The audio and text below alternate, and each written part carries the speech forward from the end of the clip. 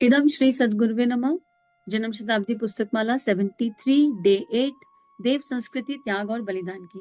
परम पूज्य गुरुदेव वंदे माँ और उनका दिव्य दैव्य आशीर्वाद, ऋषियों का संतों का आशीर्वाद और एक इनर ट्रांसफॉर्मेशन, एक आत्मिक यात्रा, जिसमें गुरुदेव हमें कल समझा रहे थे कि अब आपको वनवास जाने की आवश्यकता नहीं है और प्रैक्टिकल बता रहे थे। प्रैक्टिकल अध्यात्म, व्यवहारिक अध्यात्म में हमें किन किन संयमों को बरतने की आवश्यकता है, भावनाओं को और विचारणाओं को दिशा देने की आवश्यकता है और अपनी इंद्रियों को दैवीय दैवीय चीजें दिखाने की, सुनाने की, खाने की आवश्यकता है। इसी क्रम में गुरुदेव ने माँ सीता का जीवन समझाया, गुरुदेव ने लक्ष्मण जी के संकल्प बताए और गुरुदेव ने ये कहा कि हमको चूज करना है कि हमें क्या करने की आवश्यकता है। और गुरुदेव कह रहे हैं कि मित्रों, दैवीय संस्कृति वह है जो त्याग के लिए, बलिदान के लिए प्रोत्साहन देती है, आगे बढ़ाती है।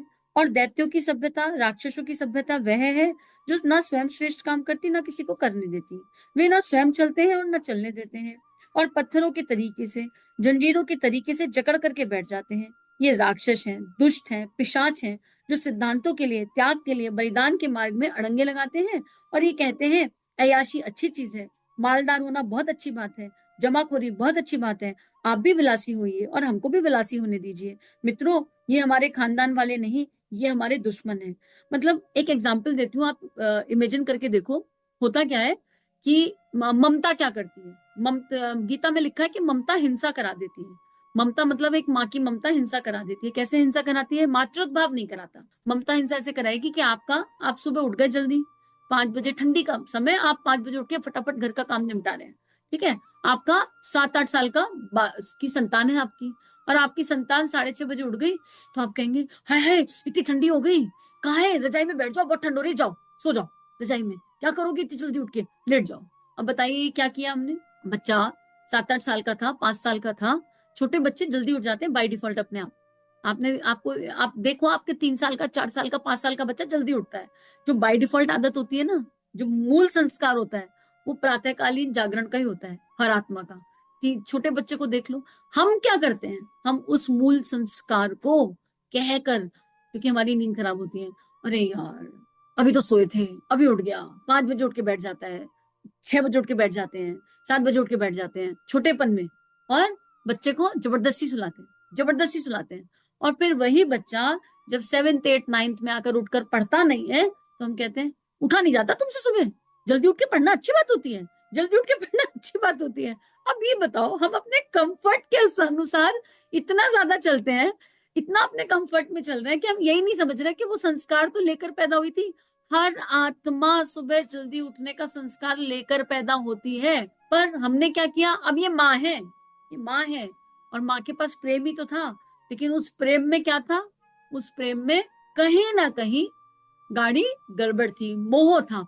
हाय हाय ठंडी है, हाय हाय गर्मी है, हाय ऐसा है, नहीं नहीं मेरा बच्चा रात को बड़ा देर से सोया था, अरे सो जाना, कोई बात नहीं। बताओ क्या कर सकते हैं इस बात का? चिंतन करके देख लो। ये एक बारीक एग्जाम्पल दिया है, और यहाँ से इसलिए शुरू किया है कि चुपता हुआ एग्जाम्पल हो जाता है थोड़ा, और अपनी कॉपी जांचने के लिए मिल जाती है। ऐसे ही घरों में हो जाता है। आपको नींद लगी है और आपका आपका बच्चा, आपके परिवार में कोई जल्दी उठ गया और जल्दी उठ के उसने घंटी बजा दी, तो आप कहेंगे लो इनकी सुबह सुबह चालू हो गई घंटी, कोई काम धंधा नहीं है इनको, तो क्या करें फिर? कैसे लाए दैव्यता?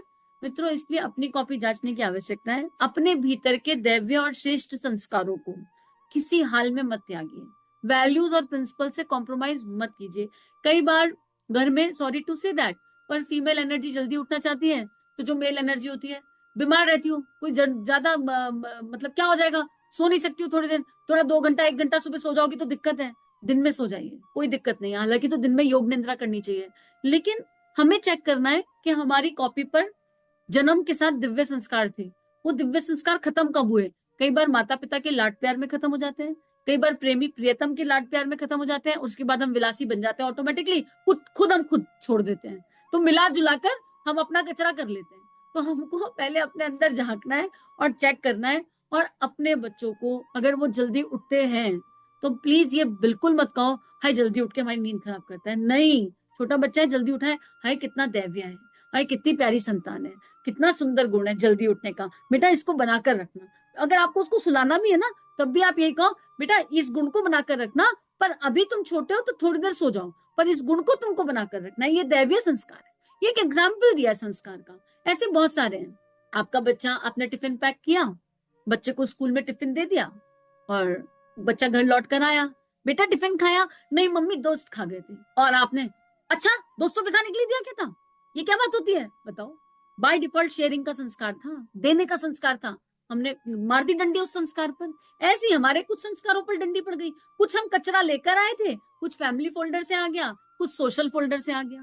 अब मैंने खुद देखा, एक संतान को देखा, एक बच्चे को देखा, जो रेड लाइट के जो नियम है, ट्रैफिक रूल्स को बिल्कुल आंख बंद करके फॉलो करने वाला बच्चा, ऐसा देखा। और फिर कितनी कोशिश कर लो उस बच्चे से कि भाई तुम ये ट्रैफिक रूल इतना आंख बंद करके फॉलो करना है। जैसे अगर मान लो एक गली से दूसरी गली में स्कूटी पर जाना है तो ट्रिपलिंग नहीं करेंगे, नहीं 3 लोग नहीं बैठते, ये ट्रैफिक रूल के अगेंस्ट है, बिल्कुल गलियों में जहां पर कोई देखने वाला नहीं है, पुलिस, लेकिन इंटीग्रिटी इतनी स्ट्रांग कि नहीं, ये रूल है और ये रूल तो हम फॉलो करेंगे। और वही बच्चा जब स्कूल जाता है और दोस्त मिलते हैं तो दोस्तों की शर्मा शर्मी में उस नियम को तोड़कर ट्रिपलिंग कर लेता है।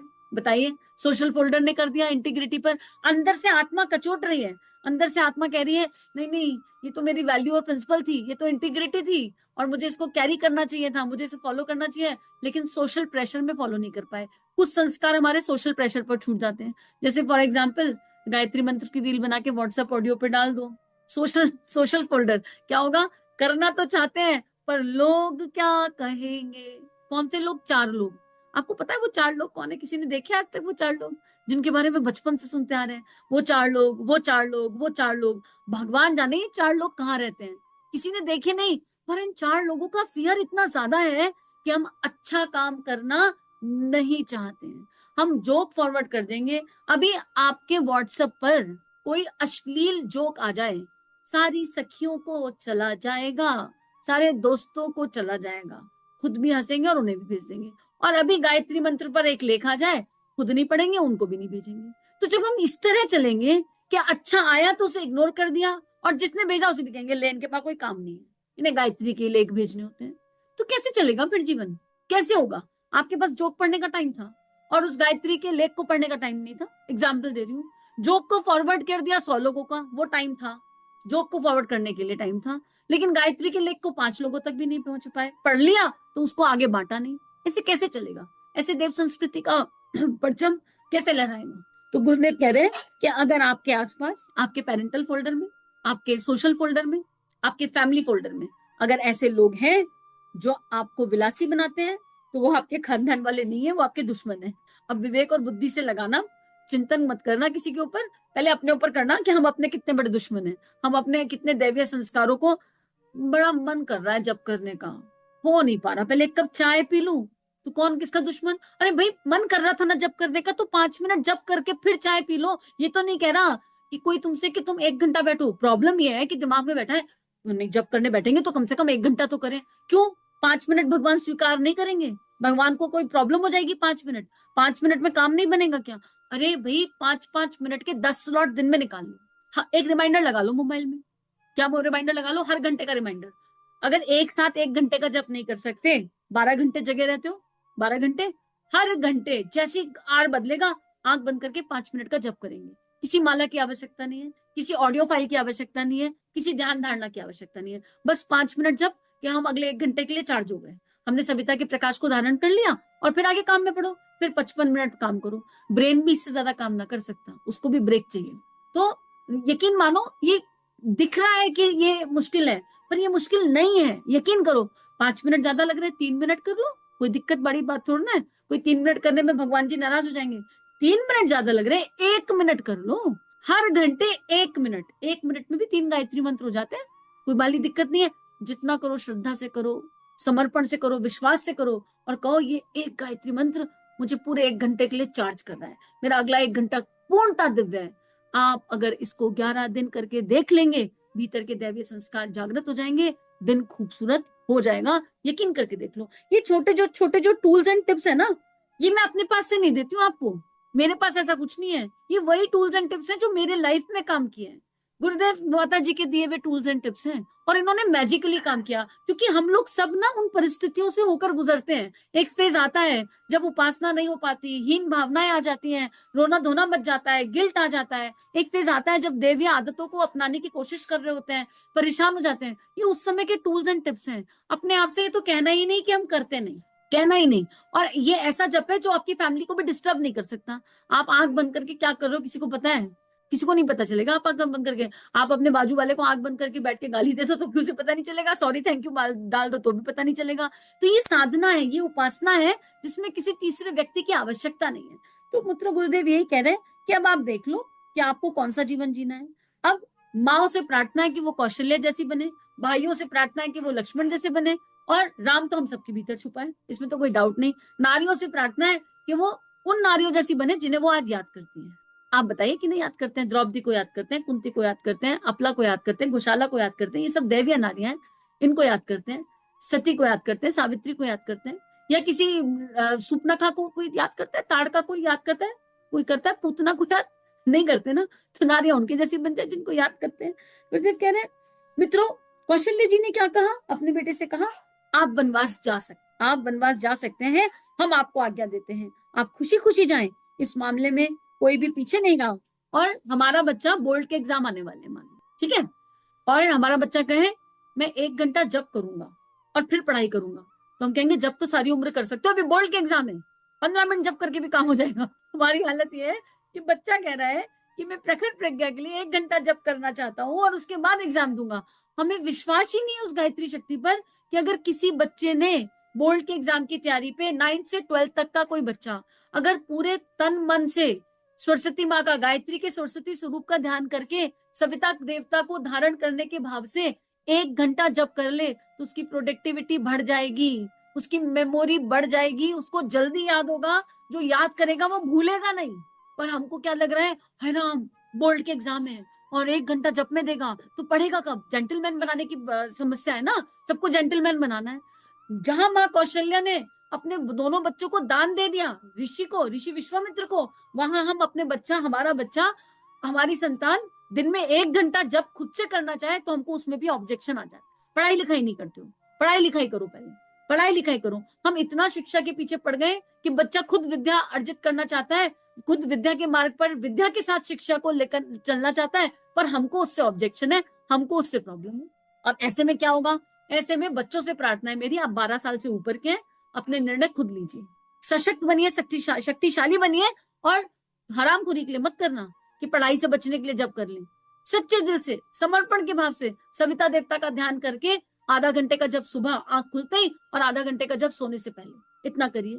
क्योंकि माता पिता मोबाइल देखने से तो नहीं रोक पाते, तब तो नहीं कहते अरे अब थोड़ा एंटरटेनमेंट तो चाहिए ना। ये देखिए, वही बच्चा मोबाइल, मान लीजिए आपका बच्चा 4 घंटे पढ़ाई करा और फिर आधा घंटे मोबाइल देखा, तो आप ना अंदर मन में अपने आप को कह देते हैं ठीक है इतनी देर से पढ़ा था, थोड़ा एंटरटेनमेंट तो चाहिए।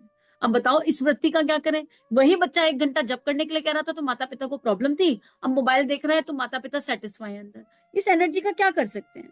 इस एनर्जी को हम ही को बदलना पड़ेगा, कोई और तो बदलेगा नहीं। जो सुन रहे हैं, जो स्वाध्याय कर रहे हैं, उनकी जिम्मेदारी ज्यादा है, कंधे आपके कंधे पर, हमारे कंधे पर जिम्मेदारी ज्यादा है, बस इतना है। और हमने अपने आप को बदल लिया तो समाज तो अपने आप बदल जाएगा, उसकी कोई टेंशन लेने की जरूरत नहीं है। समाज की ठेकेदारी परम पूज्य गुरुदेव महाकाल ने ले रखी है। हमको तो बस रीच मानर बनकर अपनी जिम्मेदारी उठानी है कि जो गुरुजी कह रहे हैं, जो माँ कह रही है, हम उसको फॉलो कर सकें। तो गुरुदेव यही कह रहे हैं कि कौशल्य जैसी माँ बने।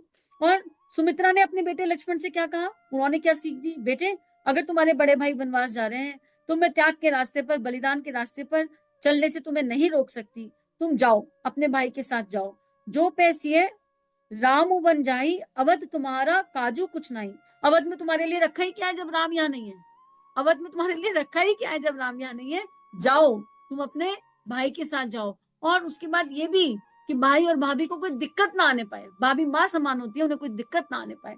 अब बताइए, अयोध्या में कोई तुम्हारा काम नहीं, यहाँ के विलासी अयाशी जीवन में अब तुम्हारी कोई आवश्यकता नहीं। और माँ ने छाती पर पत्थर रख के सिर पर हाथ फिराया, आशीर्वाद दिया और कहा तुम जाओ, वनवास जाओ। न केवल माँ ने, वरन उनकी पत्नी उर्मिला ने, भी कहा ठीक है, आप श्रम के काम के लिए जा रहे हैं तो मैं इतनी घटिया नहीं हूं जो आपके भावी जीवन को रोक सकूं। आप 14 वर्ष के लिए वनवास जाइए आप 14 वर्ष ब्रह्मचर्य से रह सकते हैं, मैं भी ब्रह्मचर्य से रह सकती हूँ। आप एक आदर्श स्थापित करने के लिए चल पड़िए। कितनी बड़ी बात है ये। एक का त्याग ना मायने रखता है, यहाँ पर एक का त्याग मायने रखता है। तो ये सब सेल्फ एक्सप्लेनेटरी है, इससे चिंतन करने की आवश्यकता है और श्री रामचरितमानस को एक बार पुनः नई दृष्टि से पढ़ने की आवश्यकता है। परम पूज्य गुरुदेव ने इसके पहले वाले स्वाध्याय में यही बताया था कि उसको पढ़िए, ओपन दृष्टि से पढ़िए, खुली आंखों से पढ़िए, दिमाग की आंखें खुली रखकर पढ़िए और जो लर्निंग्स मिल रही है उनको बांट दीजिए, उनको सही तरीके से लोगों को बताइए, सही बात लोगों को बताइए। जो अच्छा लगता है उसको उठाइए, जो अच्छा नहीं लगता उसको ईश्वर के चरणों में अर्पित समर्पित कर दीजिए। तो आज इतना ही स्वाध्याय, और सभी अपना ध्यान रखिए। इस स्वाध्याय को विश्वव्यापी बनाने के लिए आप सभी को कोटि कोटि नमन वंदन। चलिए समाज में कुछ अच्छा बांटे। अगर ये भावनाएं आपके अंतःकरण को स्पर्श कर रही हैं, आपको अच्छी लग रही हैं और आपके जीवन में परिवर्तन आ रहा है, तो इस परिवर्तन को विश्वव्यापी बनाते हैं। संतों की और ऋषियों की इस लेखनी को सब जगह फैलाते हैं। चैनल को लाइक कीजिए, सब्सक्राइब कीजिए और ज्यादा से ज्यादा साझा कीजिए। जय हिंद, जय भारत।